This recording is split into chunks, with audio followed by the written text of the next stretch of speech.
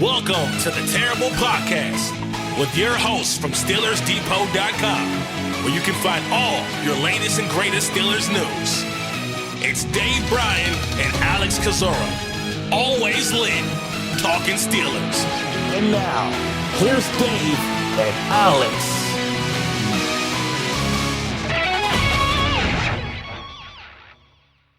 Welcome to the Terrible Podcast, Season 16, Episode 39. He's Dave Bryan. I'm Alex Kozora, SteelersDepot.com. Thanks for being back with us this Monday, Steelers Nation. Dave, the Pittsburgh Steelers held their mini-bye to lick their wounds coming off that Bengals loss, and now all sights get pointed towards the Green Bay Packers in a big Sunday night showdown that will be talked about plenty for Aaron Rodgers facing his former team, his original team, for the very first time. So, Dave, a bit of a quiet weekend for us overall. Could watch the one remaining AFC North team to play this weekend in the NFL at large. Not a banner weekend for the league, a lot of blowout and really uninspiring and uncompetitive games, but that was the week that was week 7. 2 more games tonight. Dave, how you doing? All right. Happy Monday to you. And a little bit different feeling this weekend. It would have been a lot more enjoyable weekend had the Steelers taken care of business on Thursday night against the Bengals, and then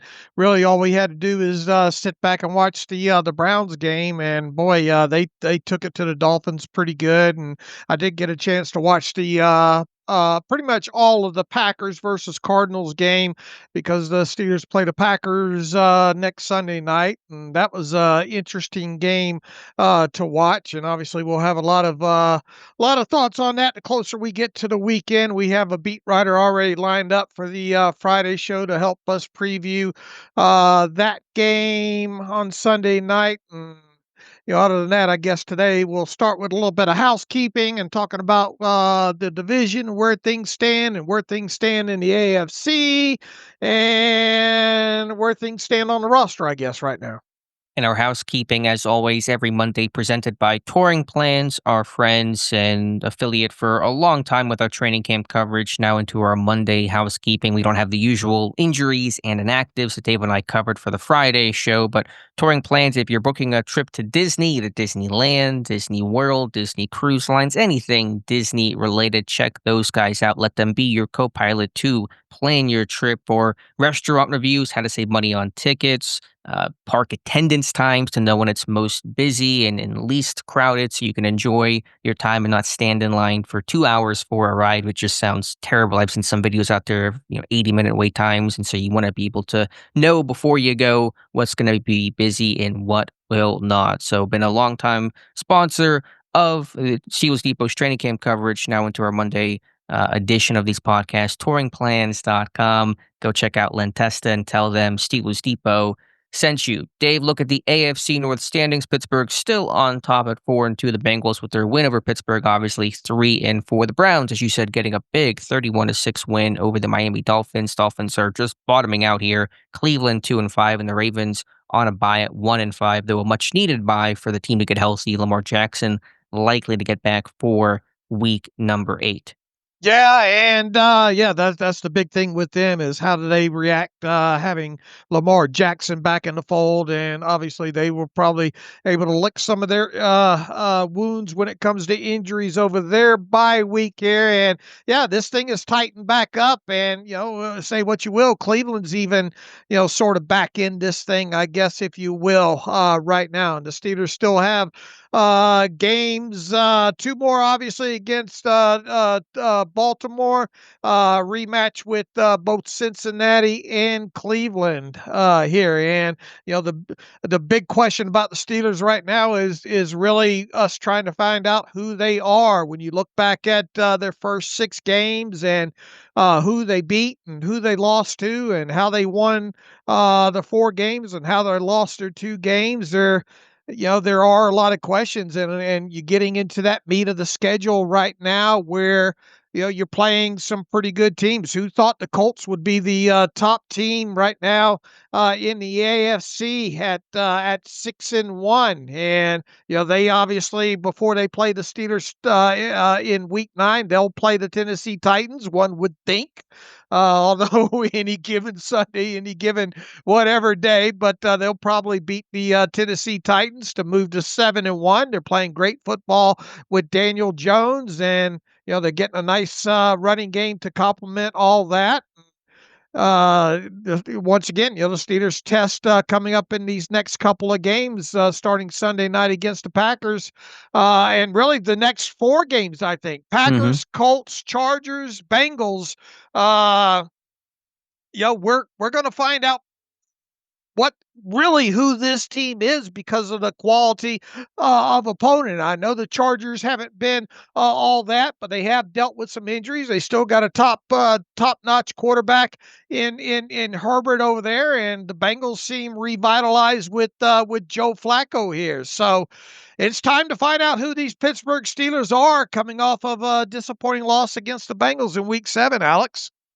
You're right, Dave. And that Chargers game, maybe not quite as daunting as it first appeared. It's going to be on the road in LA on Sunday night. That's never going to be easy, even though Pittsburgh, quote unquote, travels well and the fans are already there and probably feel like a home game, but still will be a challenging one. And then obviously the Colts and the Packers and the rematch against the Bengals are self-explanatory.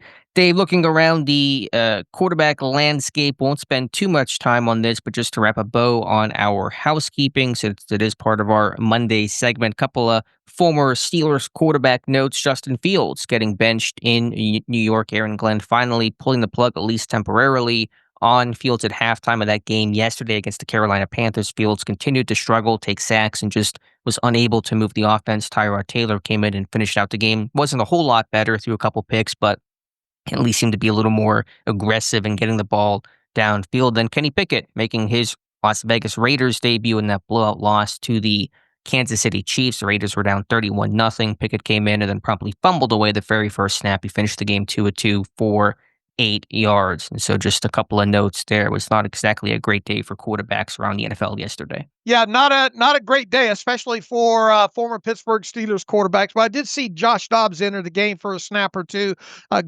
the New England Patriots, and he did at least represent himself well there. And boy, the Fields thing is interesting. I mean, we've already seen Russell Wilson get benched for the Giants, and we could spend another 30 minutes talking about that fourth quarter of the Denver game versus the Giants. And Denver scored, I think, 33 points in that fourth quarter there. And you see the young quarterback over there for the Giants represent himself pretty well. Looked like they had a win over there, but they let Denver march back down the field for the game-winning field goal there. But yeah, with the Fields thing and with Russell Wilson getting benched and the impact all this could potentially have on compensatory value is probably the main topic there. And it will be interesting.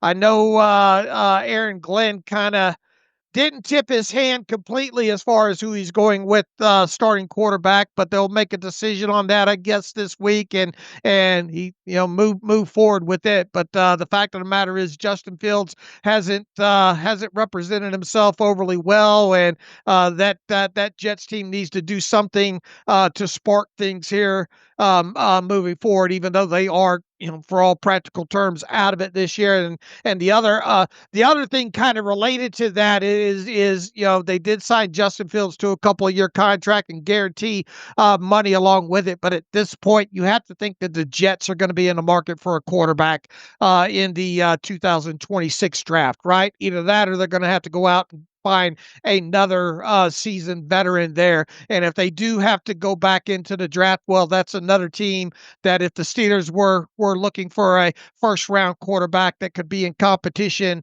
with them. So yeah, not positive news overall, but there's a lot of football left to be played here. We'll see if Justin Fields can get back involved with this offense and do anything to kind of help his compensatory value moving forward. And Kenny Pickett, as far as that goes, that's Kenny Pickett. And boy, the Raiders are just a mess.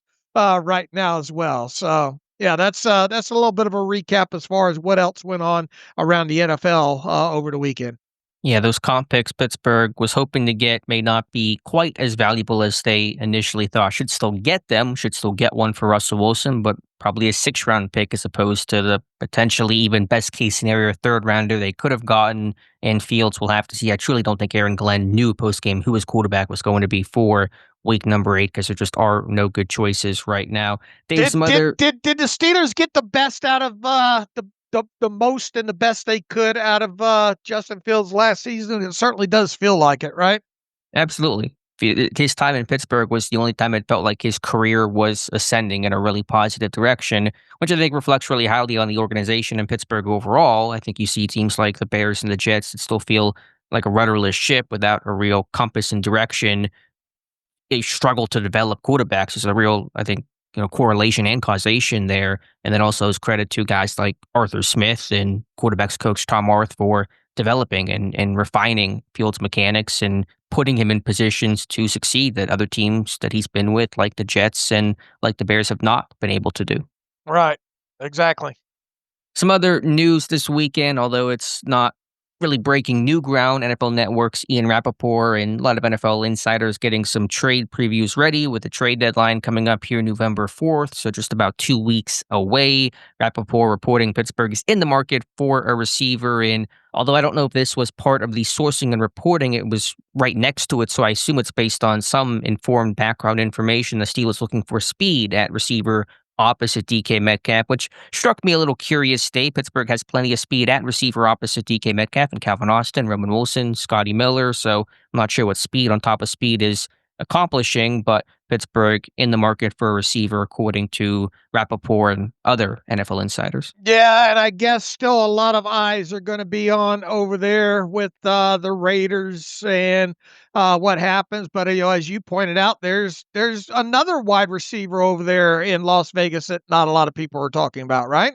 Yeah, that's Trey Tucker, who's a speedster out of Cincinnati who ran the low 4.3s. It's been impressive for them. Had a 3-touchdown game against Washington this year. I think the Raiders had very little offense yesterday, but he made a couple of plays. Myers was inactive with a knee or toe injury. Don't know exactly what's going on there, if that's some of the trade stuff or if there really is an ailment that's bugging him. So Myers is obviously the name more likely to be dealt than a Trey Tucker, but just spitballing new ideas and different names instead of the same old tired conversations and rehashing the same potential prospects that have been talked about. Tucker's a guy that I think, could draw some interest. It's a new regime over there in Las Vegas. They didn't draft Trey Tucker, and so there's less ties to him. So just another name to toss out there. Yeah, and Steeler fans, obviously, Jacoby Myers being a hot button, and it does, though, seem like he was inactive due to injury this week. But, well, I mean, look, you got a couple of more weeks until this trade deadline hits. Chris Olave is someone with the Saints that a lot of people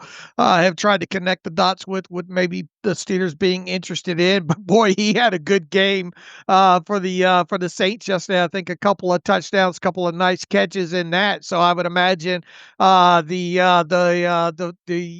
draft capital value or trade value is probably gone up a little bit on him. And just as kind of a footnote, I don't want to go deep into it, but Marquez Valdez Scandling ended up on IR a few days ago for the 49ers with a calf injury. And I thought to myself, well, that puts him out of the picture for several weeks now. Well, they turned right around and released him with an injury settlement. So I don't know how bad that calf injury is or isn't, but obviously he's a guy that we kind of talked about before he signed with the 49ers several weeks ago because of his links back to Aaron Rodgers. And then, obviously we have to have our gratuitous Alan Lazard mention just because of his past with Aaron Rodgers. Do you think this team's going to make a move? Does this team need to make a move based on what's out there? Look, it's all going to come down to what the cost is, and specifically with draft capital. We know this team is being real careful when it comes to 2026 draft capital. And you would think if they did go out, make any move, if they had to give up higher round draft capital, you would think that's dangerous to use, but you would think that it would not include early 2026 draft capital, but potentially 2027 draft capital. Now, any player that they did trade for, if he was in the final year of his contract, well, then you get into the aspect of, is this potentially a 1 year, half a season rental, and would that player, if he hit free agency and left, return any sizable compensatory draft capital for 2027, and yada yada. But this team hopefully will get Calvin Austin III back here, maybe as early as this Sunday night game against the Packers. They've got a full. I mean, you even have the who's the young kid, Williams, still on the roster too, as the punt returner, Keyshawn. And I mean, you've got a pretty, at least from a number standpoint, full depth chart. Skoranek, obviously more of a special teams guy. You got Scotty Miller, kind of a jack of all trades. You got Roman Wilson getting slightly more involved in this offense the last couple of weeks. Overall, would you be willing to bet the house that this team is going to trade for a wide receiver? No, I think it's certainly a possibility. There's enough smoke out there to indicate that, but I don't know if it's necessary. I also don't think it's a coincidence that Roman Wilson played his NFL high in career snaps against the Bengals before the deadline. They're trying to get some extra looks at him and what he can do, what he can offer, especially with Calvin Austin out, before making a decision on, are we going to try to buy a receiver at the deadline or not. Frankly, Dave, and some may disagree, and that's fine. I don't see the need to go acquire a receiver unless it's a real top end guy, like maybe a Olave that is real next level caliber type of dude. I don't need to bring in, Alan Lazard or some other kind of mid to low tier type of receiver who's not going to really have a role in this offense. I mean, I like Calvin Austin as a number two. I think he's done everything Pittsburgh has asked Calvin Austin to do. He's made plays. He's been a high effort guy. His speed is legitimate. He's, won games, the Patriots game, for example. So I like what he's doing there. If you shuffle him to a number three spot, that's basically death sentence in this Arthur Smith offense. And it's even worse for Roman Wilson, who would go from barely number three right now to, a number four type that's not playing at all. I like the chemistry and the synergy in that receiver room. The offense has still been really productive. They just put up 31 points on Thursday. Aaron Rodgers is on pace to set a franchise record for touchdown passes. The tight ends are involved. I mean, the offense is in a, largely good place right now. So you always keep an ear open.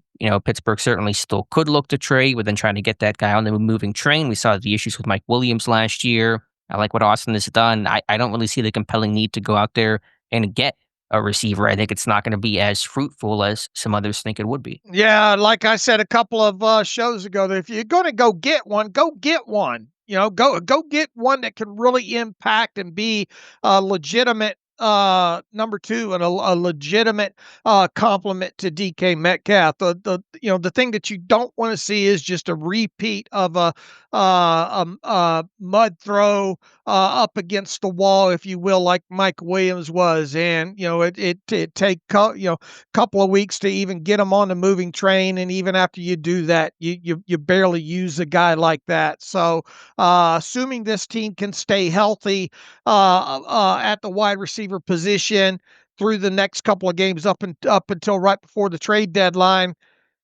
it doesn't seem likely to happen unless it is a bigger name. And then once again, you got to know that this team is being real mindful of draft capital, and you're just not going to get a guy like Olave, for peanuts. It doesn't feel like, or Jacoby Myers, because those if those two teams end up getting in selling mode, they're going to sell with the eye of, they want some sort of draft capital probably for 2026 that's a little bit higher. Sure. Olave, I don't know exactly what that cost would be, but it's not going to be a seventh round pick swap. It's going to be something more substantial. And there's the injury concern with him as well, but he's at least one of the more higher brow, top tier receivers that theoretically could be available at the deadline. Though the Saints aren't always big sellers. I think Mickey Loomis likes keeping the roster together. So we'll see what happens there. But obviously, there's some smoke out there. The reporting is what it is, and we'll get our answer soon enough. All right, and we'll find out a little bit more about Calvin Austin's situation here probably on Tuesday from Mike Tomlin, but I think some of the at least speculation type of reports are that hopefully they'll have him back for Sunday night against the Packers.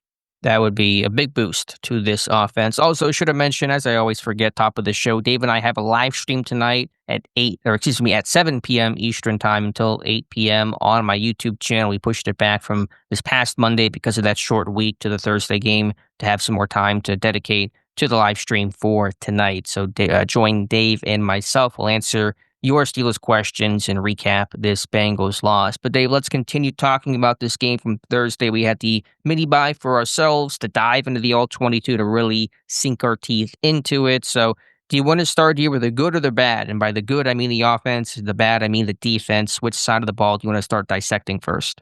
Yeah, we'll start with a little bit more positive tone, I guess, and go with some positive on offense. And I think the fact that we've got to, a lot of the big question going into this game is where's Pat Freiermuth been? Is Pat Freiermuth no longer the legitimate number one? Is that Darnell Washington's role now? And, can this team start getting their tight ends involved more? And we fortunately did see that. And as we mentioned ahead of this game against the Bengals, Pat Freiermuth has had some of his best games against the Bengals, and he had another one on Thursday night. 5 receptions on 6 targets, 111 yards, 2 touchdowns, a long of 68. That was his career long too, wasn't it?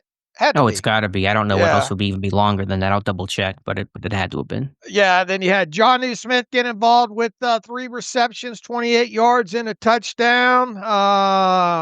You obviously had Darnell Washington with a handful of targets, not as big of an impact other Well, than he had a touchdown. Yeah, other than the touchdown that he had there. So there's nothing wrong with that. But the fact I think the overarching fact was we saw this team take another small step forward when it came to actually running the football successfully. I mean, Jaylen Warren, what more do you want? 7.9 yards per carry on 16 carries. So the running game was there. Overall, even Kenneth Gainwell on his 3 attempts averaged 4.7 yards. So there's, we saw the season long carry for Jaylen Warren as well too, which was nice to see.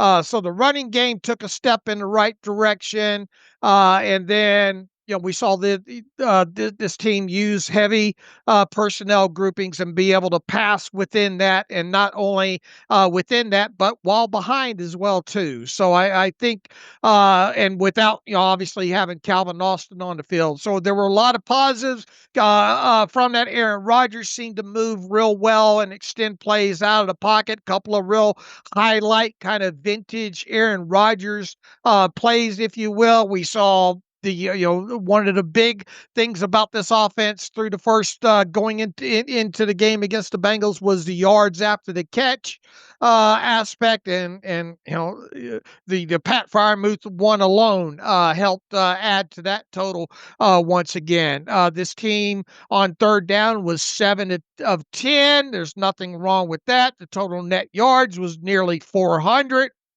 Nothing wrong with that. You probably would have liked to seen them run a little bit, few more plays on offense overall, just 54 in total, possessing the football. If there was anything kind of negative, now once again, you had a big play to Pat Freiermuth, which you would gladly trade a triple explosive play that ends up in the end zone for not running a few more offensive plays. But I think overall, had this team been able to possess the football a little bit longer here, maybe taking a possession away from the Bengals on their side of things, that would have helped. But if there is one thing that you want to talk about as a positive coming out of this game against the Bengals, it was the play of the offense.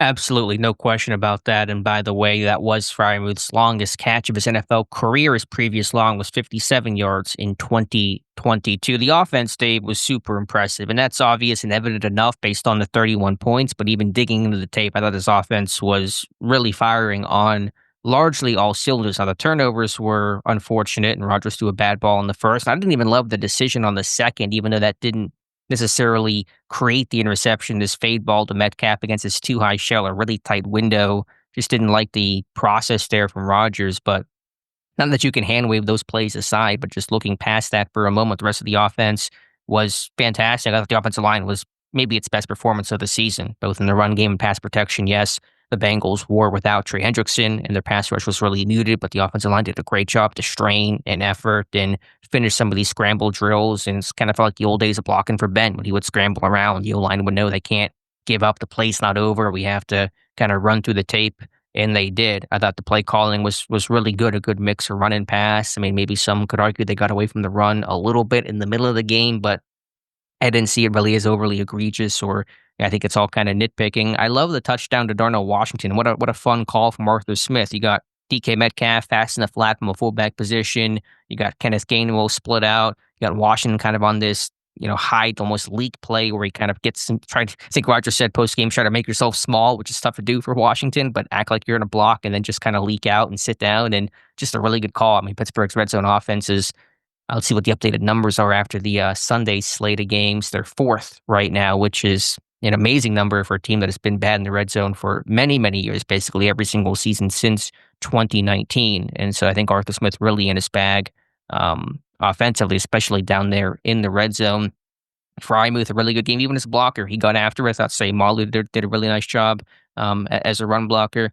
I went back because Rodgers had said post-game that he saw something in the first half that made him tell Frymuth, hey, I'm going to come back to you, that led to that 68-yard touchdown. And I think I found the play, Dave. I don't have the exact timestamp, but it was a check down to Jalen Warren with Frymuth open down the seam. I think that's what Rodgers saw. So something like he saw in the first half helped create that big touchdown, which was a really good ball by Rodgers, too. That defender almost tipped it away, and Rodgers fitted in there. So yeah, that this offense was really working well. Yeah, and look, obviously the interceptions played a role in this one, especially back-to-back drives, your final two possessions before the to go into halftime there. The first one came on one play, play action on the first play of the drive, and as Aaron Rodgers said, just a ball that probably he regrets throwing there. And then obviously the second one, was a great play by the Bengals defense, but not just sweeping those to the side. The biggest thing in there is you only ran 8 plays total in 2 drives, and you put your defense back out on the field real quickly in both those situations, and those 2 turnovers obviously resulted in 10 points for the Bengals there. But where you actually turned the football over, let's see, the Bengals took possession on the first interception on their own 24-yard line, and on their second one on their own 30-yard line. So there's a lot of grass, at least. Once again, I'm not, I'm not excusing the interceptions. It's just the fact that, fortunately, where those interceptions came on, there was a lot of grass to defend in both situations, and the Steelers defense unfortunately couldn't defend that grass and keep points off the scoreboard there. And once again, if you would have ran some more plays in those situations, maybe potentially taking a possession away from the Bengals there, and obviously some of those points, you kind of wonder maybe how that would have impacted the second half and all. But the Steelers, in the second half anyway, defensively at least could not, didn't do a great job overall of protecting the field.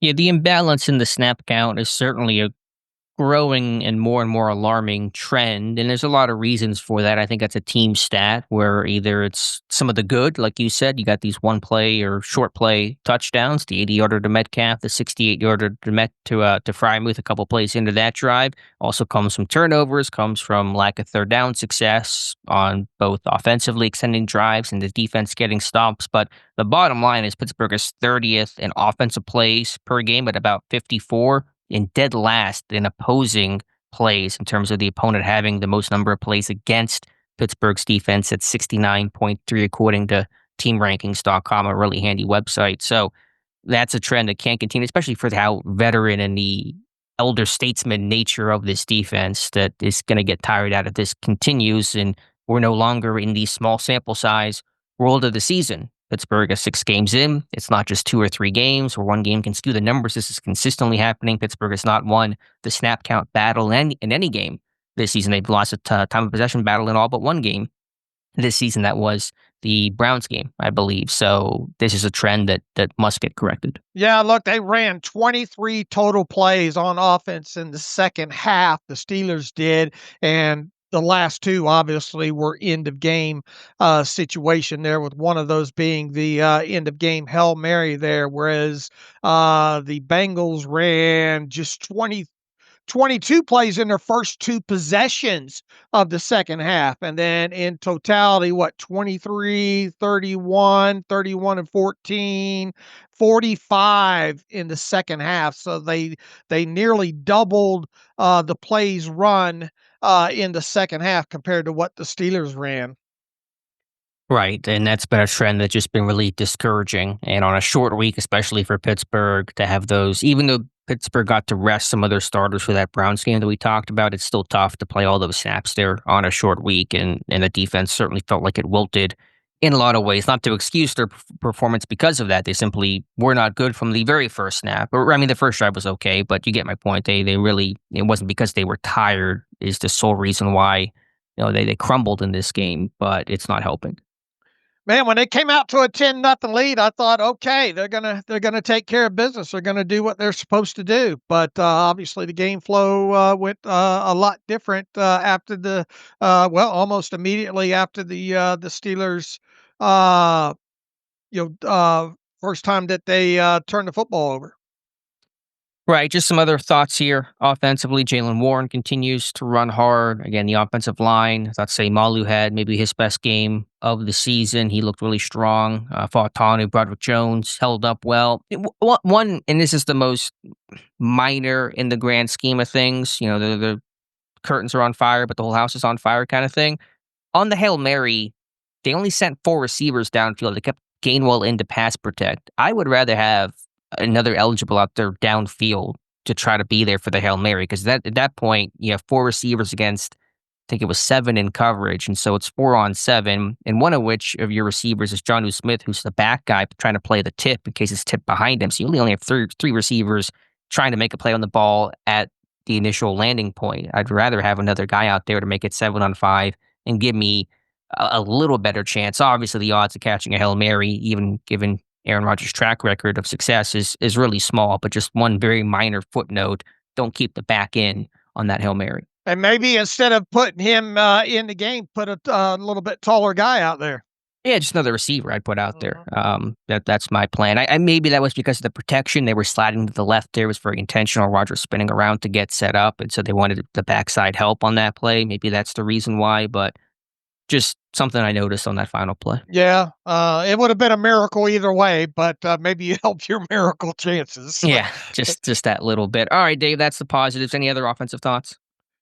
No, just glad. Look, and here's something we'll look ahead. A short look ahead here. This Packers defense gives up a lot of completions to tight ends. Through the first several games that they have played here, and obviously the Steelers are a team that's going to roll a lot of tight ends out there. So you would think that part of the game plan here is going to be to get the ball to your tight ends, and that's something that at least positive coming out of this game, and really has been the case overall. Just you've seen it kind of dominated by certain type. Washington obviously he's had a bigger role in the last few games, but to get Freiermuth integrated a little bit more in the passing game and see the production out of him, you've got and you can, I guess, include even Connor Hayward in this, thanks to his touchdown a couple of weeks ago. There that they had is they've got a complement of tight ends that can catch the football, and I think that's going to be very much needed if they're going to come away with a win against the Packers on Sunday night. That jogged my memory on the attempt to target to Connor Hayward. That was very similar to the Darnell Washington 36-yarder, similar to the Calvin Austin and Ben Skoranek touchdowns in terms of the play call, but dressed up a little bit differently. It was Hayward as a fullback going up through the C gap and then running that corner route. And it kind of really reminded me of what Pittsburgh has run earlier this season, but doing it at a different looks and slightly different variations, which is the mark of a really good play caller, to be able to layer and have the same concept out of those different looks. Unfortunately, just incomplete, clipped off Hayward's hands. But again, I think the red zone offense has been really impressive. Yeah. What are they now in the red zone for the season? They're fourth in the NFL. They are 13 of 18 in terms of touchdowns on attempts this season. All right. They're going to need that to continue, obviously, against the Packers. And that's a big reason why the scoring is up for the year. They are now the number 12 scoring offense. Unfortunately, they're the number 18 scoring defense, which is not where Pittsburgh wants to be. So a much less positive conversation there. Is there any big picture thoughts when you go back through the All-22 of why this defense struggled so much? Couldn't stop the running game. First and foremost, and Flacco's already going to be a dangerous guy, even in unlimited preparation, just from all the times that he's seen this defense. But lack of preparation aside, with those eligibles that they had and the way they were able to run the football mostly and stay ahead of the chains, it really kind of opened up, or it did open up the play sheet for Zach Taylor a lot more in a lot of those, second and shorter type situations, or even third and shorter type situations there. So once again, the inability, had they done a better job of shutting down the running game, and this was once again, this is a Bengals team that struggled running the football for most of the season, and they got healthy real quick against the Steelers. They're bad gap management overall. Their guys getting moved out of gaps fairly easy, and some of the things that we have seen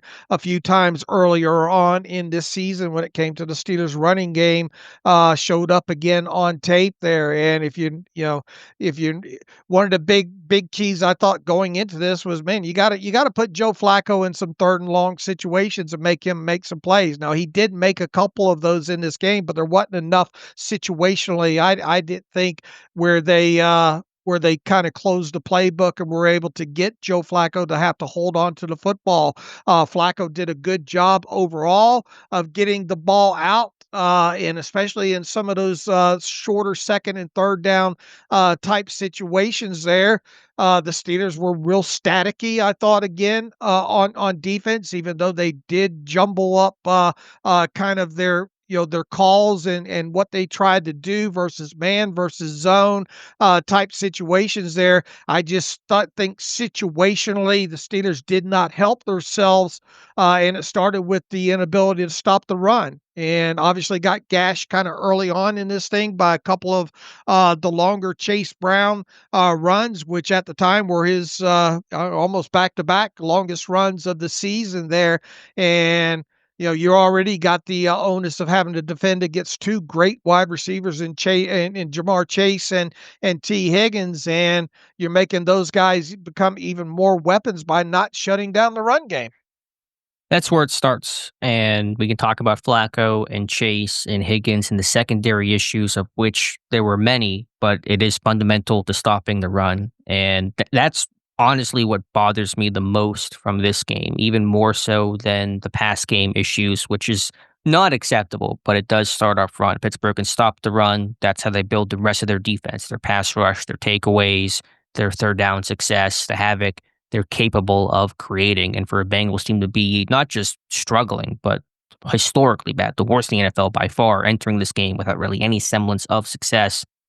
To go off the way they did is really troubling. It reminded me of what Pittsburgh did against Cleveland and Minnesota, because in those games, Pittsburgh's offense, their run game got some success early, and the offensive line started to really get energized because of it. I saw one clip in the first half of a Pirine run where Orlando Brown Jr., their left tackle, was just amped up after a play. Like an 8-yard gain wasn't anything crazy, but it was a good gain. And when you get that confidence as an offensive line, you start feeding off of that. You start riding that wave. The way the Pittsburgh, I think, rode that wave and played with some swagger and confidence against Minnesota and against Cleveland as their run game revived. The same thing happened to Cincinnati, and they kind of just rode that the rest of the game. But technically, what does Tomlin say? Whooping blocks and making tackles, and both those things were really absent in this game. There were moments, though, where Pittsburgh seemed to be gap sound. There was one run left side by Chase Brown.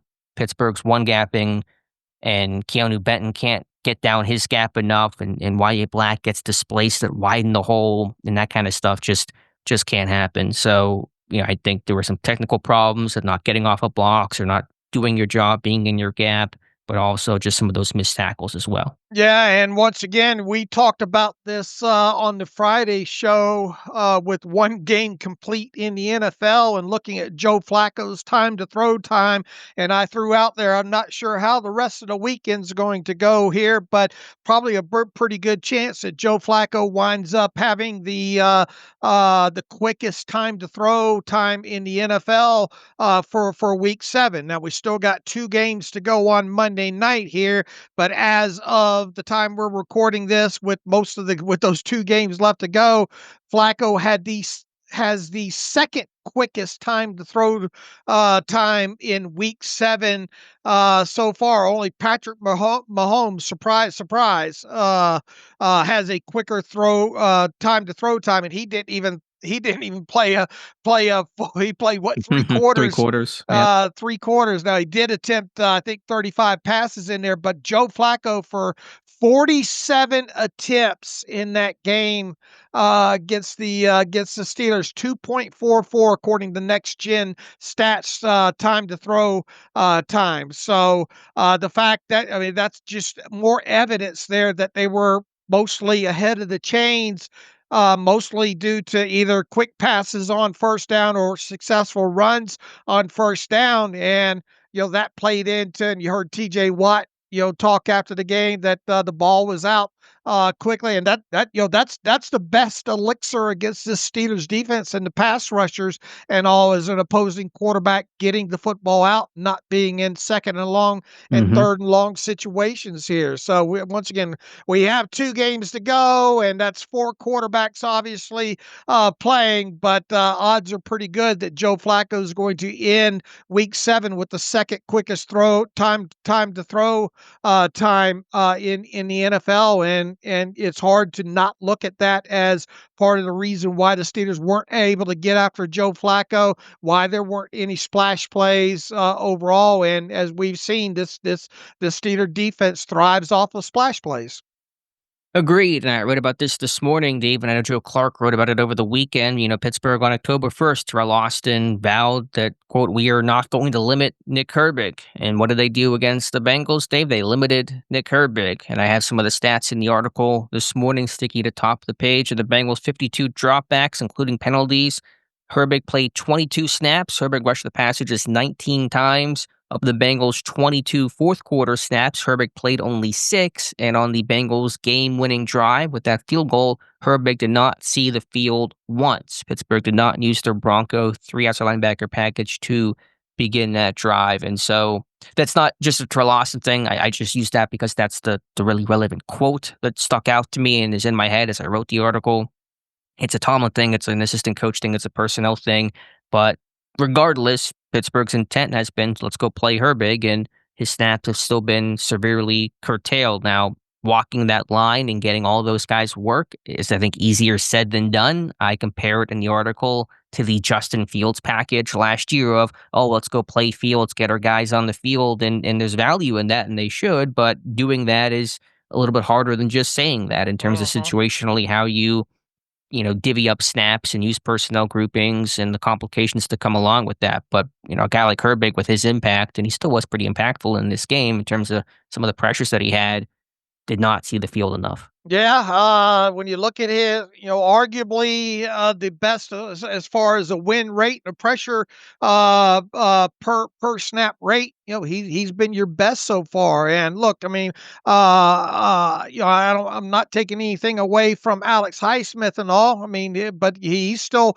trying to find his footing coming back from his injury and all like that. And you have displayed times where you can get all three of those linebackers on the field. And we talked about even ahead of this game how impactful Herbig even is in the middle of the line, able to squirt through there. So yeah, it is one of those things that is easier said than done. But the fact of the matter is that it wasn't done enough in this game against the Bengals. So you need to take a hard look at that, especially come rematch time, or really any game moving forward here, because he has been so impactful. You've got to find a way to rotate these guys, especially in known down in distances and situations where you're 90% positive the quarterback's going to drop back and throw. Yeah, I think especially that last drive. Now, I know the Steelers will sit there if they're asked about it, will say, well, Bengals only need a field goal. They're before the 2-minute warning. They got 2 timeouts. They've been running the ball well all day. We had to stay on our classic 2-4-5 nickel and not have 3 outside linebackers on the field because of the run threat. But I still think you got to have Herbig out there because the odds are the Bengals are going to pass at some point very soon, and you want to have your best guys on the field. The bottom line is you want to have your best players on the field in the game's biggest moments. Herbig is one of those best guys. He should have been out there. Yeah, the problem is though too on that final drive. I mean, the ball came out fairly quick to Chase on those first 2 plays, right? They did a horrible job of coverage, and with the one of them, with playing off on Chase, and the other one they just failed to cover. Look, there are certain things Chase could have had an even bigger impact in this game if you go back and watch the All-22, because there's other instances of him just running free, and don't think that the Packers aren't going to notice that as well too, especially some of those 3-by-2 type situations there, and the way the coverage was in there, and Jamar Chase on a couple of those was not targeted on. They just, in those final couple of drives, they just did a miserable job of just coverage altogether. Yeah, that last one where Chase got open on the crosser, trying to rack my brain to figure out what happened there. I think Ramsey was expecting the safety to cut it the way that Thornhill cut that earlier in the game on a really good 3rd down stop that kind of showed the best way to bracket and take away Jamar Chase. But Pittsburgh was not playing that coverage. They weren't playing that cone coverage. They were in a different personnel. In that first example, the Thornhill tackle, they were in nickel. They had an extra guy to cover. In this one, they were in base actually to begin the drive, which is, again, you don't have Herbig out there. You're in your base defense, and the Bengals are throwing. So they didn't have the extra safety to be the deep safety as the other safety would come down and cut Jamar Chase. So I think that was a clear miscommunication on kind of the bunch rules and the overall call from Ramsey on that play, which obviously proved to be very detrimental to Pittsburgh. Right. I mean, 2 plays. I mean, and what did I say the other day? 4 plays it took them, and one of them was a Chase Brown run for 2 yards, and they're already within field goal range. Yeah, just gave it away right there. One thing I will disagree with that you said earlier in reviewing the defense, I think the defense was not static. I think they were as multiple as they have been all season. I think they did a lot of post-snap rotations and tried to present a lot of tendency breakers and tried to really throw everything at Joe Flacco, maybe to the point of trying to do too much that made things too complicated for Pittsburgh's own end. But I don't think it was a static issue. I think they tried to roll out everything and throw everything they could at a veteran like Joe Flacco. I still came away with feeling that there wasn't enough rotation going on there. So I'll go back and look at it again. But my feel was it still was a little too staticky.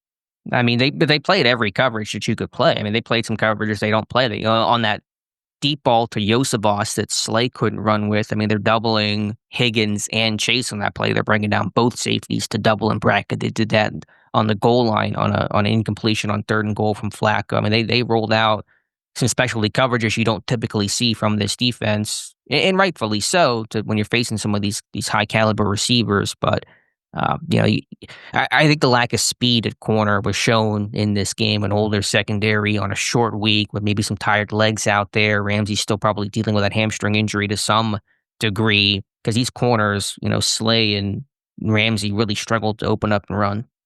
I went back and looked on talking about that Josephus big deep ball there. Mhm.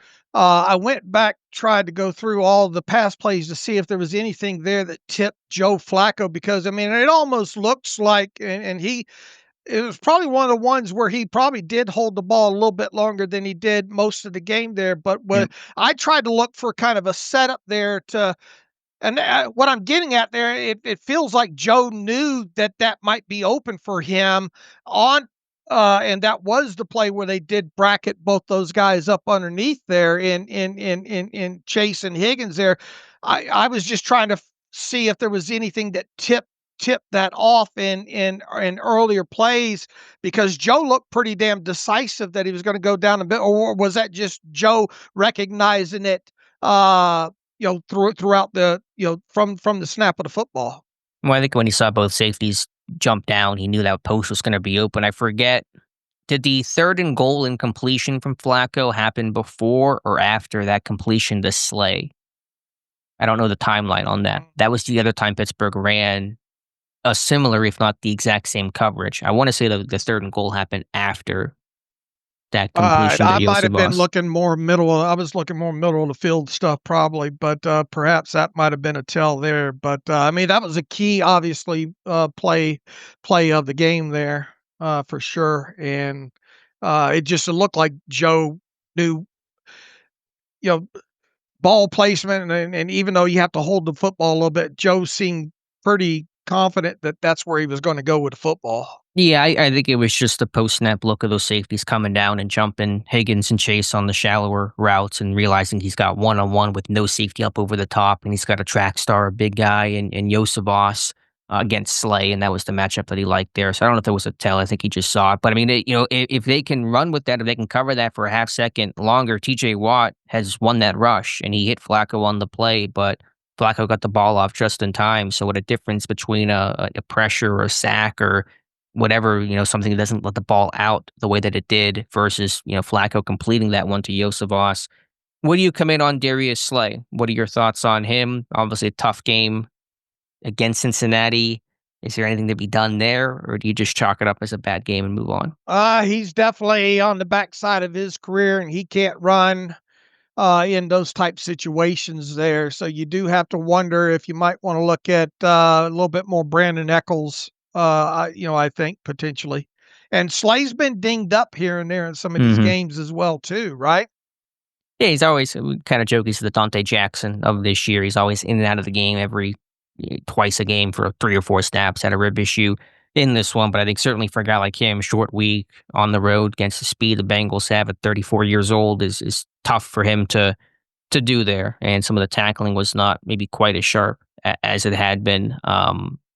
But trying to think what else I have here in my notes. Well, I talked. another thing, Mhm. a key component, I mean, that there were 16 missed tackles was the most missed tackles this defense has had this year, and that obviously didn't help in this. And 3 or 4 of them came on one of those runs to Chase Brown as well too. So the tackle, that compounded things already on top of everything else. You're not stopping the run. You're letting the Bengals play most of the game ahead of the chains. Even though you mixed up coverage, there were still some easy pitch and catches to guys like Higgins and Jamar Chase, and compounding the problem even worse was the fact that you had 16 missed tackles in this game. Sure, like I said, whooping blocks and making tackles. Both those things were absent in this game. So I don't know if there was a unit that was the biggest offender. Felt like probably a little bit of every group that the safeties tackled decently overall. I mean, Elliott did, Thornhill did. I know Elliott did miss one tackle, and Chuck Clark, I thought, missed a couple in this game. And go back to that T. Higgins touchdown. Did you like the effort of Slay and No, at the Porter? end of it, no. Yeah. Joey Porter said, uh, you I got it, you take it. It's Right. almost like one of those fly balls, in the middle of two outfielders where Mhm. he's You got got it. it. Yeah. Yeah. And I know Higgins is gonna probably score regardless, and maybe this Slay and Porter were worried about colliding with each other. I'm just not gonna make a lot of excuses for those guys there. When you watch Peyton Wilson a couple weeks ago go hawk down a receiver on an unbelievable effort play that he had no business even attempting to make, I just didn't like the effort from those guys. They're putting their hands up. They're letting Higgins go by. Neither touches him. You got to at least reach out, try to make the tackle, especially in a world where these guys are dropping the football at the 1 yard line. And it's not the exact moment where that's happened. It's kind of been more wide open stuff where guys have dropped the ball early, but you never know what can happen. He You fumbles, never you get know what knees can happen. down. You got to play it the whole way through. I didn't like that. I didn't like the overall energy of the group in this game, and some of those moments reflected that. 162 yards after the catch, the Bengals had in this, which was damn near right at about half of their passing yards that they had of their passing net, 328. Yeah, a lot of yak in this game from Higgins and from Chase. Primarily, I talked about Pittsburgh getting slanted to death in this game earlier, I think on the Friday show, but they also got picked to death. I mean, the Outed. Yeah, the out Bengals ran. routes. Well, no, this is the rub routes was what I'm talking about. I mean, some of Oh, those the loose bunches and slants underneath. I mean, look at the Fant touchdown. That's a rub route. Some of the catches to Chase had earlier in the game, those were yeah, all. but look at the out routes that they gave up that were easy pitchy catches too. Oh yeah, no, yeah, for sure. I mean, they gave up everything. Where they gave up every sort of concept in this one, and I think Pittsburgh played some really loose coverage in this one, and you wonder why they weren't a little bit tighter and kind of rolling some of that coverage to Jamar Chase in some particular moments. But I just think they got rubbed and picked to death, and I think teams will continue to test that going forward. Especially down low near to see if they can banjo that kind of stuff off. I think Pittsburgh actually had a banjo call on the Fant They touchdown. did, but they Um, couldn't. But the way Higgins released and all like that, it was a perfect release, like I had said in that. And yeah, you think it's pass I think interference. it's OPI. I kind of, I kind look. They're getting too. I think one thing that we learned across the NFL over the weekend is I think they're getting a little bit too tight on some of these PI calls. Well, it's a lot of DPI stuff where I think it's been unfair to the defense, but I mean, Slay got run over. I mean, Higgins just ran right through him. I don't know. I mean, I I I I thought don't he know what made more would need to enough of an be. effort of trying to sell the fact that he was running a route. That was my Yeah. take All right. on it. All right. Fair enough. But at least that was an attempt to banjo that call because Elliott was trying to communicate that off, and just Slay got trucked, penalty or not. But that's what happened on that touchdown. All right. Let's see. Any other thoughts that I have here? Any positives here from the defense, which is far and few between, I'm sure, in this one. Not thinking of a whole No, lot. I thought I'm Elliott not. Elliott had some good sticks in this game. And then who was it? Clark came down on one and had a nice stick, I think, on one over there to the right hand side. Uh there there's not much to hang your hat on here, especially when you give up 160 something yards after the catch, and you let a guy like Chase, who could have even done more damage to you, go 16 for 161 on 23 targets. I do think, and it's kind of the tallest kid in kindergarten, I thought Porter was the best corner of the Steelers' top three of Slay and Ramsey and Porter. Now, Porter still did not have a good game. He had the two DPIs and still gave up some stuff in this game, but I thought he played better than Ramsey. I'd put Porter on Chase this next game in Week 11 in the rematch, your most athletic corner out there. I put Ramsey on Higgins, which is the physical kind of power forward, big on big matchup. I know Ramsey got beat by Higgins at the end of that game, but you just take your chances. And I'm doubling Chase. I'm doing the old Belichick model that I talked about Friday, that I wrote about yesterday. Put your second best corner, Porter, on Chase and double, and then put Ramsey solo on Higgins. That's going to be my big picture plan of attack for this rematch. Some of the Bell situations, though, they were giving Jamar Chase a little bit too much respect. It felt like by Porter on a couple of those. Yeah, I mean, I don't know exactly what the coaching point is. I mean, when you're in cover 3 or cover 4 and you're bailing and trying to take away anything vertical, but yeah, there's not a lot of disruption underneath that allowed for some of those corner routes and out routes you talked about to be pretty pitch and catch. All right. All right, Dave, any other final thoughts from the All-22? No, just it was fun to watch on the offensive side and not fun to watch on the defensive side. There you go. All right, Dave, I think with that in mind, we can get to some reader emails and close out today's show. All right, let me sort them out here and see what we have here. I know we got a few more in here. From Mike Shorter. How are Thornhill and Fautanu progressing? We don't hear a lot about them. I emailed a couple of weeks ago and still think the Steelers are progressing aside of the defense in the Bengals game. Well, you got one offense, one defense there. Fautanu seemed to hold up. Uh, I thought both tackles for the most part held up really well in this game against the Bengals specifically. Thornhill, as far as on the defensive side of football, come down. I mean, it hasn't been awful. More than anything, I just think it's the a couple of the missed tackle situations with Thornhill, and I just think overall, you just can't pinpoint what's going on with this defense to Thornhill, obviously, right? Yeah, I mean, no, I think Thornhill has played some decent ball overall. To say, and he says this, I still think the Steelers are progressing aside of the defense in the Bengals game. That's a pretty large statement, though. From saying, "Oh, well, everything was okay other than the way the defense played." The defense was horrible against the Bengals, plain and simple. So, Mhm. uh, are they progressing on the offensive side of football? Yes. Did they regress against the Bengals on the defensive side of football? Yes. And once again, this kind of stems from kind of the opening that I said there. We and what kind of the outro that we had the other day in the podcast saying, do you have a good firm on at least what this offense is right now at this point? And the answer is yes. At least the last 3 games, I think, where it comes to this offense, you got a good grasp of what this offense can do, what their identity is, and kind of what to expect. But on the defense now, there's a lot of question marks. And then, man, when you look at these next 4 games right now, and then based on who this team has played in the games up until the Bengals game, there you have a lot of questions about what this defense is right now. And so I don't think you can sit here and say progressing aside from just the one game against the Bengals, because the big game against the Bengals sent up a lot of red flags. Because another thing we talked about, hey, here's something positive.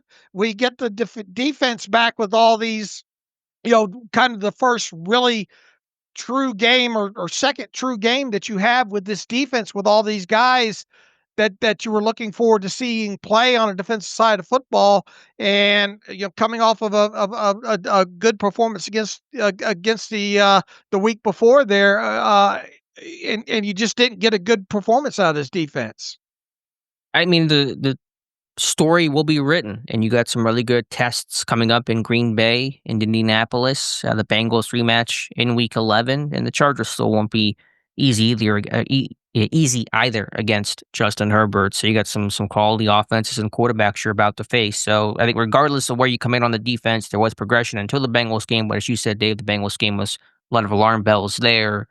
This next month will basically tell you where this defense sits. And look, these next 2 games specifically, and look, the Packers used Josh Jacobs kind of. I own him in fantasy, so I was watching Jacobs. I was like in the first quarter of that game, like, where's Josh Jacobs? And look, he came into the game kind of questionable, but he was active, so that led you know that he was going to get some work in that game.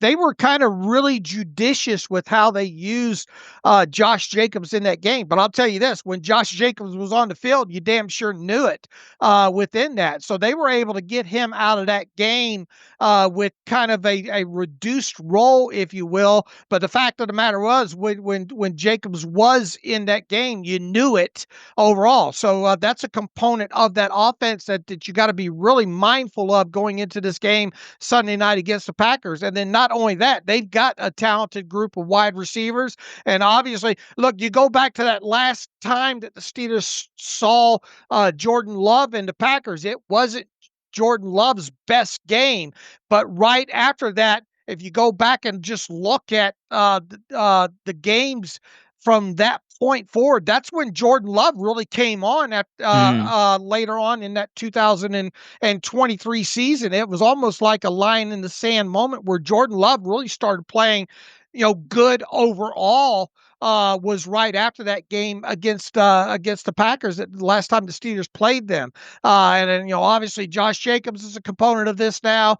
We'll have to see what happened with Dontavian Wicks and all. He was banged up with a calf injury. He was already banged up with an ankle injury going into that game yesterday. But even without him, the way they use their tight ends now is a component that the Steelers are going to have to contend with here. And then fast forward past the game against the Packers, look at what the Colts are doing with Jonathan Taylor on the ground and how that's able to mask a lot of things and make Daniel Jones even a better fit for that offense over there. So these forget the next 4 games. These next 2 games are really what is going to be measuring stick, I think, for this Steelers defense. And if they don't pass the test in both these games, there, I mean, you got Cincinnati again. You got Herbert again. You obviously going to have 2 games against the Ravens. You got the Bills. I mean, the Lions. The Lions. You better figure it out in these next 2 games. These are really 2 key games for us to find out what this Steelers defense is and isn't. So, and going back to what Mike Shorter wrote here, progressing aside, you just can't say aside of the defense in the Bengals game because that was such a huge component of the loss against the Bengals. And the Packers have plenty of speed at receiver. Matthew Golden, one of the fastest receivers coming out of the draft. And so he'll be a speed threat that'll test the wheels of the Steelers' cornerback room and secondary as a whole. But to Fautanu, I think I've seen progression there. I think pass protection has been solid. I still want to see him get after as a run blocker a bit more and be a bit more dominant. But I think Fautanu, like this entire offensive line, is going in the right direction. All right. Todd Gensler writes in, what's the biggest problem with our defense? Is it schematics, coaching, or are these players just on the downhill slide? He says it's hard to see them ranked near the bottom of the NFL in most everything but takeaways with these names and the money invested. Could a different defensive coordinator get more out of them? Look, Terrell Austin, you're obviously in the sights right now, and all, and that's probably not going to change unless we see some big things happen in these next 2 games specifically here. But is it schematics? Is it coaching? It's everything coming out of this game against the Bengals. They could not stop the run against a team that was bad against the run, and Cam Hayward talked about that right after the game. This defense, what makes this defense so potent and at their best is being able to shut down the run, getting teams behind the chains, getting quarterbacks to hold the football so they can get after the passer and either get the sacks or force the turnovers in these situations. When they're not stopping the run, everything just goes off the rails after that. Schematics, as Alex said, they tried to throw the kitchen sink at those Bengals wide receivers, but the fact of the matter is, because they were behind the chains so much, not be able to get pressure, not able to get after Joe Flacco. The answer is it's schematics, it's coaching, and it's just not being able to get ahead of the chains or keep opposing offenses behind the chains. So it's a lot of everything. And once again, when this defense, we've seen Ramsey make plays on the defensive side of football, right?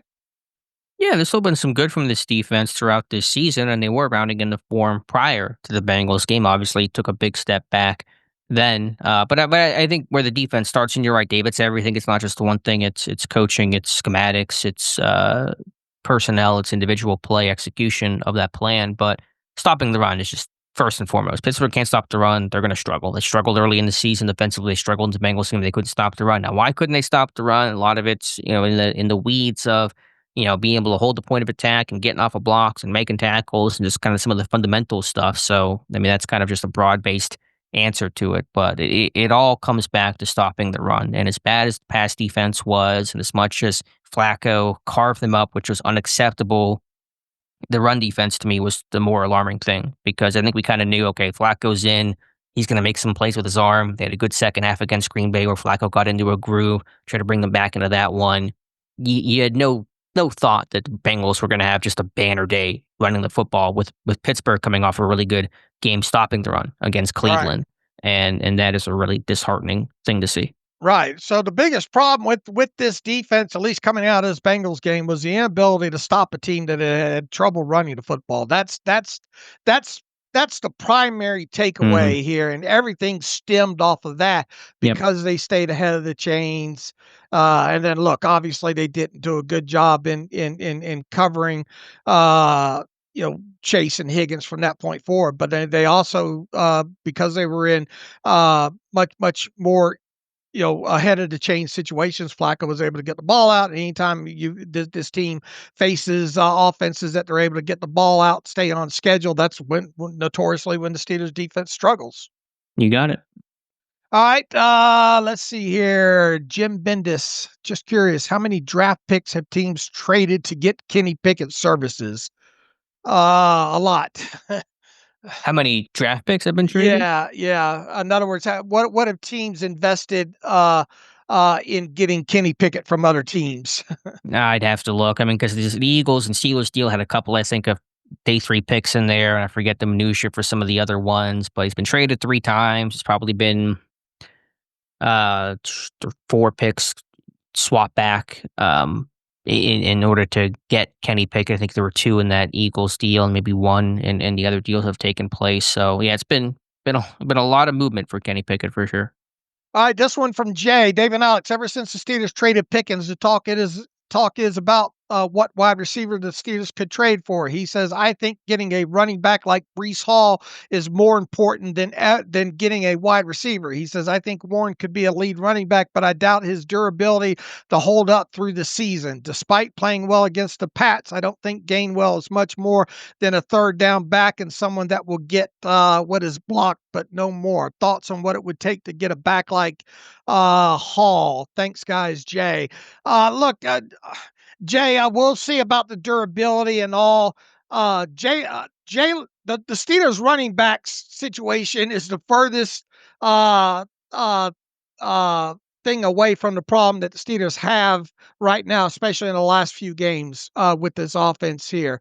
Going out and getting Breece Hall would be a luxury, and as long as Warren stays healthy, I think this offense is going to be fine. So I understand the notion there, but this team put up 30 something, although it was against the Bengals and all like that, that at least this offense has made some significant progress in the running game these last few games here. So merely going out and getting Breece Hall, which would probably take a little bit of a higher draft compensation, that's not the angle I think people should be focusing on here. I agree. I mean, I do think there's validity to the Warren, can he hold up concerns? And I think Pittsburgh, after that really tough physical game he played against, who was it? New England, you saw him miss the Vikings game with that knee injury, his play style. And while he's not a small guy, I mean, he's rocked up, but he's not built like Najee Harris. And so you do wonder about his ability to kind of handle that workload. But if the line's blocking the way that it's blocking, then any running back's going to have success, and Gainwell showed that against Minnesota. So I'm just, in a perfect world where if that guy just fell out of the sky onto your roster, sure, it's great, but I'm not going to trade assets for any running back. Yeah, it would be nice to see them slowly get after 0 offensive plays against the Bengals. It would be nice to start seeing them get, Caleb, a little bit more work, in this moving forward. Yeah, I think that game was so pass heavy. I mean, you got down in the second half of that one. Johnson's not going to play on passing downs, and so there really probably wasn't. I mean, there was opportunity earlier in the game, but you were running well. Warren was running well, and so yeah, that's one component. Also, you're just not running a lot of plays. Again, you're 30th in plays runs. You're just not getting a lot of opportunities out there.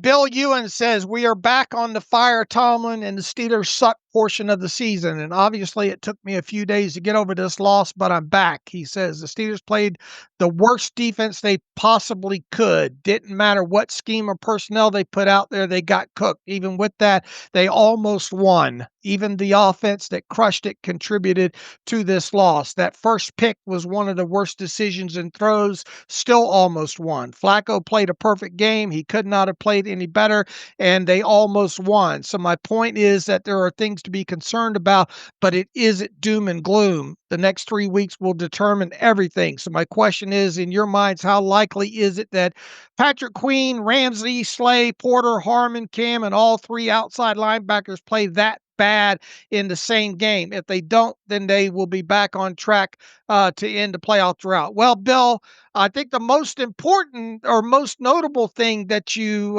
said in here is the next 3 weeks will determine everything. And I think specifically these next two, especially on the defensive side of football.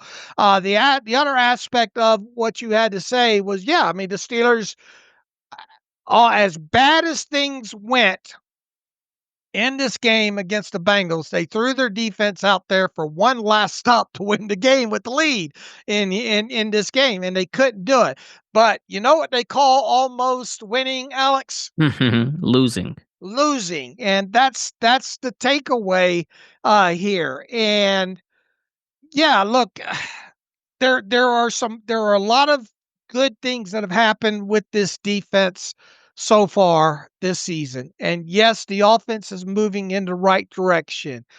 But I think, and what the tone will and or has been and probably should be until these next two games take place, is who have, and you can only play what the schedule makers put out there for you. Who have you played and how have you fared, and how have you won the games that you won and how have you lost the games that you lost there?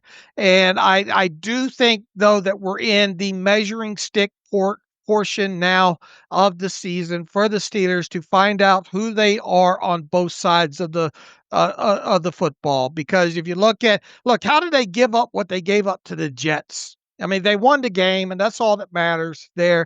And then you look at the Patriots game, and it's easy to slice that up and say, man, the defense played horribly, but they got the turnovers. Was that luck? Was that you make your own luck? The fact is that they did make the turnovers, get the turnovers when it mattered, and they did win the game against the Patriots team that looks like they're pretty much for real this year. And then you play a team, Carson Wentz and company, overseas and all like that, and then you beat a Browns team that you probably should have beaten because of the rookie quarterback there. There are a lot of questions about who this team has played, who they beaten, and have they played anybody yet? Well, we're gonna find out now. These next two games, you're gonna find out. You beat these two teams coming up in the Packers and the Colts. You've beaten somebody. Agreed, 100%. Big tests coming up. On a scale of 1 to 10, Dave, what is your, I don't know the exact right word for it, your concern, your alarm on the current state of the Pittsburgh Steelers? How alarmed are you? It's kind of mixed there, because you are seeing some things with this offense play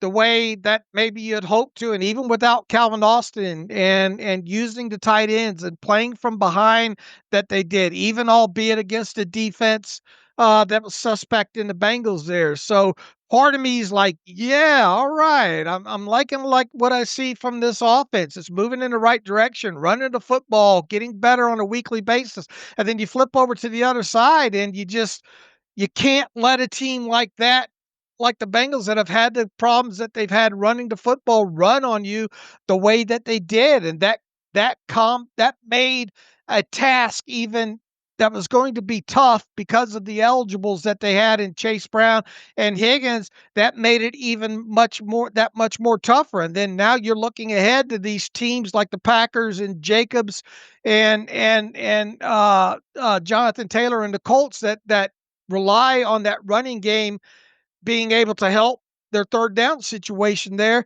It's concerning. So I don't know if you remember the old Dr. Doolittle, the animal to push me, pull you, animal. I There, that don't. uh, uh, that's where I'm at. I'm being pushed and I'm being pulled in two different directions here.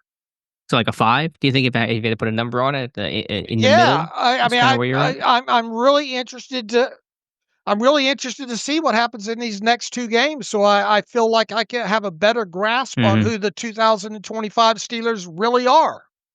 Same. I mean, they're gonna be big for sure. They're not gonna be easy. There's no question about that. Pittsburgh could easily lose these games, and the alarms are gonna go up for everybody. I'm not as much in freak out mode as others right now, even knowing that it was a bad game and a bad loss and a really squandered chance to you could have gone 5-1 in this one, really just been in firm control of the AFC North. And so there's a real missed opportunity here. But I'm kind of a 3 or a 4. Road Thursday loss to Pittsburgh is now it's not acceptable, but it happens every year, essentially every time. And Pittsburgh's bounced back from that before. Tough divisional opponent. Divisional games are always weird. Pittsburgh's in good health overall. The offense is playing well. I think the defense will bow up. What they bowed up, after the first couple of games that were tough this season. So obviously, a loss to the Packers would start increasing that number, and they certainly could. But I'm not gonna freak out yet right now. The best thing this team can do, specifically in these next two games, is possess the football on offense while still having the success that they've had on offense in these last two or three games, because that will take away from the defense having to be out there on the field as much. So if the offense is able to play like they've been able to play, but possess the football and take away some of these possessions away from the Packers and the Colts because of that and shorten the game, that will probably have some plus uh, results for the defense here. But I really am in the camp of right now of I feel better about the offense, but I kind of wonder against these teams that can run the football. Coming off of playing a team that wasn't supposed to run the football, and based with the fact that you have all your horses out there now, and yeah, it was a short week, yada yada, and it's the Bengals Super Bowl or whatever. Joe Flacco, whatever, they should have played better defensively Sure. in this game, and that's a concern. It is, yeah. It's not something to sweep away, but we'll see which direction Pittsburgh goes. This thing can get turned around as it did earlier this season, or it can start stacking negatively, and it'll be telling against a really good Green Bay team which way this thing goes. All right, Lane writes in here. Hope you guys are doing well. Thank you for all your hard work. You guys by far have the best Steelers coverage. I'm going to choose not to talk about how many slants the Steelers let up against Chase and company, although I'm very tempted to. I feel like the next three games for the Steelers will be very defining as far as the rest of the season will go. If Pittsburgh is able to win at least two, I feel that it shows they can compete with some quality teams, and any win over the next 3 weeks will take a complete team effort. What do you guys think needs to change from the Bengals game in order to win at least two of the next three games? Good email, Lane. Stop the run, first and Hmm. foremost. I don't know how it's easy to look at. It is easy to look at all these slants and all. And look, that was a component because some of those came on early downs and all, right? And all. But the most discouraging factor here is when Chase Brown almost specifically was running the football for them. Uh, and he only ran it 11 times but those 11 times that he ran the football, one of those was the 2-yard run. We know at the final field goal drive there weren't many runs by Chase Brown where they just shut him down. And what happened on those other runs when they didn't get the 2-yard gain were very, very discouraging and flip the field type situations there. So if they're going to stop the Packer, and look, the Packers are early down success helps mask some of their late down success overall. And so you need to put those two together and not let them have the early down success in here. And then the Colts, I haven't even scratched any film with them other than just spot watching them throughout the games and all. Jonathan Taylor, he leads the NFL in rushing, does he not? I'm sure he does. It's got to be right up there. He had another big day yesterday. He is, yeah, it's not even close. He's got 697 yards. The next closest is at 592. Leads in touchdowns. He's got 10. Next closest is 8, which is Josh Jacobs, by the way, who Pittsburgh will see Sunday night. So you're facing some really premier running backs these next 2 games. And once again, they did a good job of limiting Josh Jacobs' carries in this game against the Cardinals there. But when he was on the field, you knew it. So what's got to change specifically? Okay, as long as the offense can continue playing in the manner that they've been playing, we want to see them possess the football a little bit longer. Obviously, the 1-play interceptions and the 7-play drive into the forced interception. You need to limit those type of things there. Overall, I think Aaron Rodgers has done a good job of limiting the turnovers, extending plays, and doing some of the things specifically in the red zone that you need to see. The run game's been better overall. Defensively, you've got you absolutely. There's no way you're going to win both these games if you don't stop the run. Yep, that's where it starts. It's foundational. It's fundamental. It's, like I said earlier, how Pittsburgh plays everything else off of stopping the run, getting pressure, winning on third down, creating turnovers and havoc. And without that, everything else falls apart. And that's been pretty clear. When they've stopped the run, like the Browns game, the Vikings game, largely, even the Patriots game, I think overall Pittsburgh did a nice job. They had success. And whenever they haven't, Jets game, the Seattle game, this Bengals game, the defense has crumbled. Now, look, this we're talking about Josh Jacobs and the Packers offense and Jordan Love and all like that. There's this guy over there that wears number 1 on the defensive side for the Packers and all. And I don't know how much you watched of that game, but that guy, I mean, we already knew this going in. That and Mike Tomlin's will save people a lot of time. For listening to the Mike Tomlin press conference on Tuesday. He's going to talk about what a game wrecker Micah Parsons is. And man, and that guy doesn't play every snap either. But when he comes in, when he is on the field, he's 180 miles per hour. That guy is just relentless. And so that's going to be obviously a big test because the Steelers did not have to face much of a pass rush when it came to the Bengals in this game on Thursday night there. And they are going to face a nice pass. And even they use that, who's that number 7 for them in the middle? Quay Walker. That guy will even come up the middle against you in that Packers defense as well too. So this Steelers offense is going to have their work cut out for them right out of the chute here against the Packers. Yeah, it's a high pedigree front 7. And will we get a Mr. Parsons reference tomorrow? I think They Parsons is should. certainly worthy of it, and Mr. Chubb and Mr. Jackson, because Parsons is one of those game wreckers. But yeah, it's not just Parsons. There's so many other guys that can make plays. I mean, they've got, let's see, Devontae Wyatt, first-round pick in 2022. Quay Walker, that you mentioned, first-round pick in 2022. They had 2 first-round picks that year. Used both of them on front 7 guys. Rashawn Gary has 5.5 sacks this year, first-round pick in 2019. Who Van Ness, which has not been a great career so far, but he's a former first-round pick. You talk about just high pedigree guys, every single guy that you look at, and their defense is great for a reason. And you had Parsons on top of that, and yeah, it's a really talented front 7. Parsons is not only just so good overall, he's a guy that the way he plays and as violent as he is, he's a guy that can hurt your quarterback. He can hurt he can cause guys to roll up. That he's havoc when he gets after the quarterback. It just the style that he plays. He's a guy that sends people to the blue tit.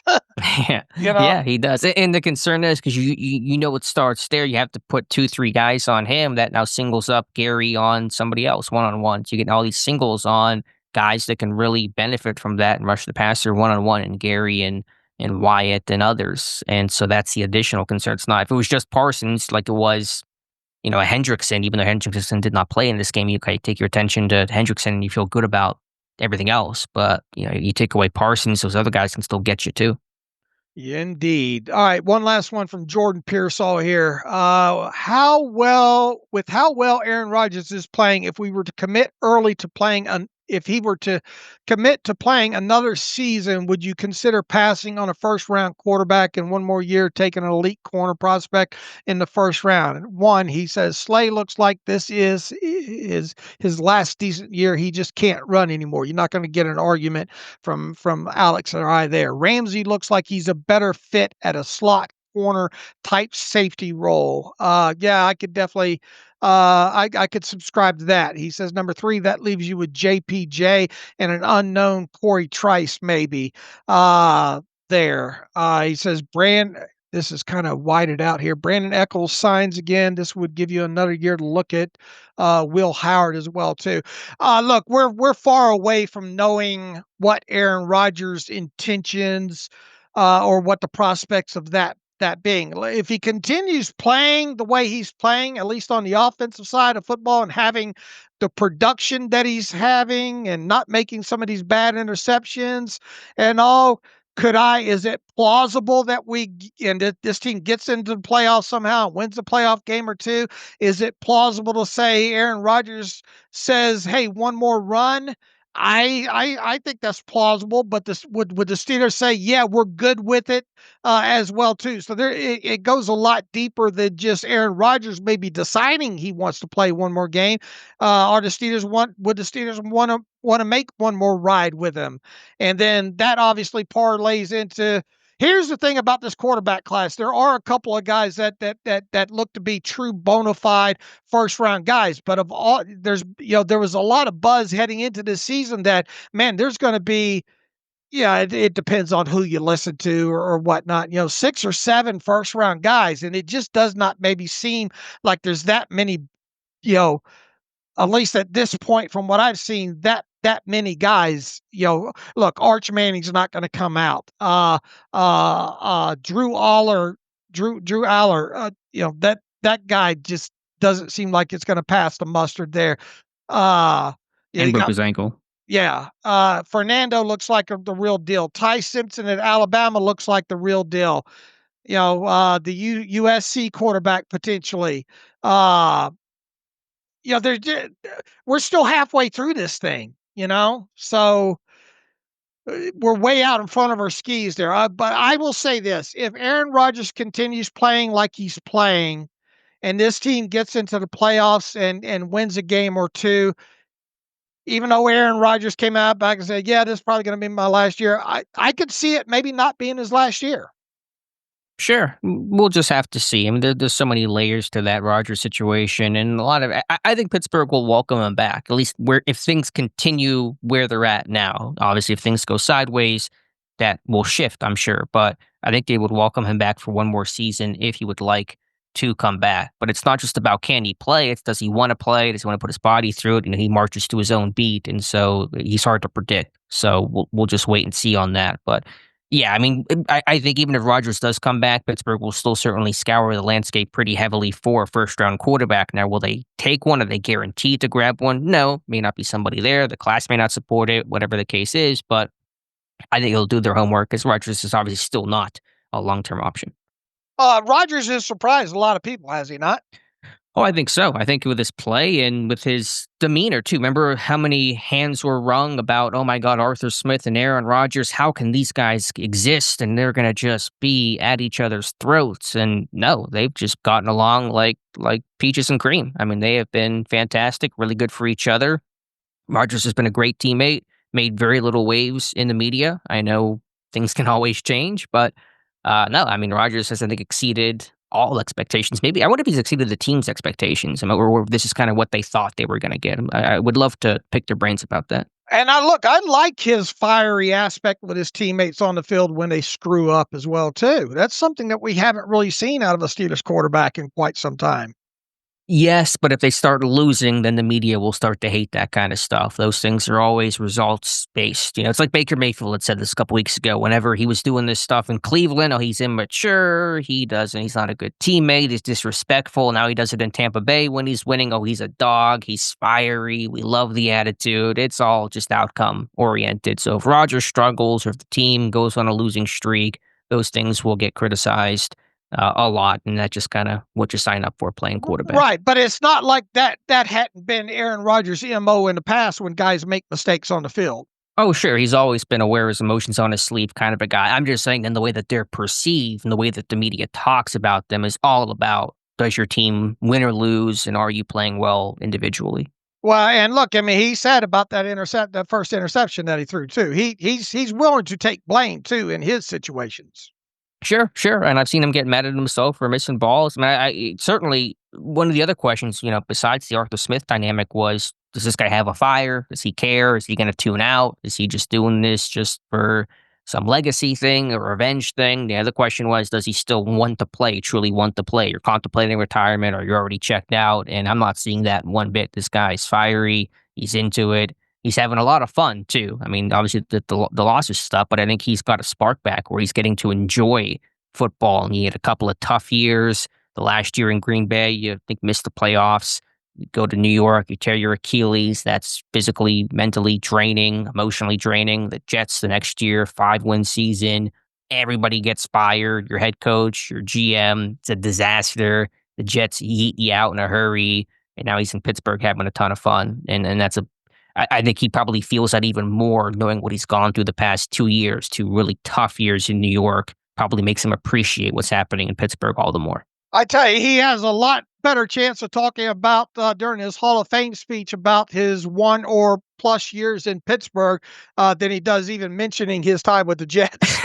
Yeah, I don't know how many flowers will be given to the Jets organization. All right, got through some emails there. What else? Anything to wrap up here? You want to remind the folks what we're doing tonight again? And I know we're going to get a lot. We're going to get a lot of questions about the defense tonight and all as well. But what's going on tonight? Yeah, got our live stream 7 p.m. Eastern Time. Dave and I answering your Steelers questions for an hour until 8 p.m. Eastern Time. So just search my YouTube channel, Alex Kozora, and you can find us there. And the Jets have not decided on a quarterback for Week 8, according to Aaron Glenn. He's still deciding the start between Fields and Tyrod Taylor. All right, as far as the next podcast goes, we'll be back on Wednesday. We'll recap everything Mike Tomlin had to say. We'll probably get a lay of the land of how Calvin Austin's shaping up. We'll see if they fill this 53rd roster spot, which is still open at this current time. We'll see if there's any practice squad shuffling ahead of the game against the Packers, and we'll start getting into the game against the Packers a little bit more. So in the meantime, you can follow me on Twitter/X at Steelers Depot. Follow Alex at Alex_Kozora. Follow the show at Terrible Podcast. Email the show theterriblepodcast@gmail.com. If you like what we do and want to donate, SteelersDepot.com. Hit the donate button. Also, if you like an ad-free version of the site, SteelersDepot.com. Hit the ad-free button. Follow the directions that way and get a username and password and hit the login button and all that jazz. So in the meantime, as always, thanks for listening to the Terrible Podcast with Dave and Alex.